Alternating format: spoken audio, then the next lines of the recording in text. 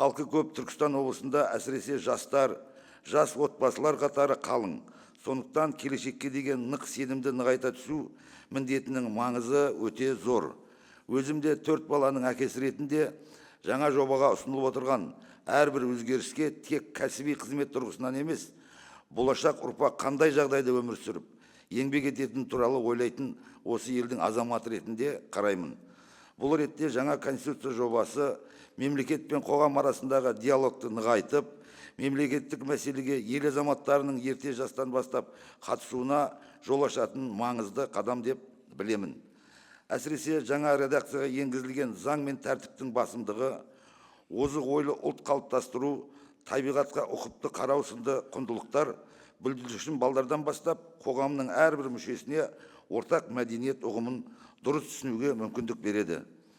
Халық арасында жүретін азамат ретінде, кәсіпкер ретінде де мұндай тәсілдің тиімді әрі дұрыс екенін сеніммен айта аламын. Менің ойымша, өзара тең дәрежелі әрі есеп беретін билік жүйесін құру аса маңызды. Бұл ретте өкілеттіктердің нақты бөлінуі, өкілді органдардың рөлінің күшеюі және атқарушы биліктің есеп беруі өңірлердің басқарудың жауаптылығын арттыруға мүмкіндік береді. Яғни өңірлер үшін бұл дегеніміз жергілікті мәслихат жұмысының тиімді бола түсуі, әр өңірдің жергілікті ерекшеліктері мен халық сұранысын ескеру. Сондықтан азаматтардың мүддесі мен өңірлер дамуын негізгі бағдар қылған Конституцияның жаңа жобасы қоғам қолдауына ие деп сенемін.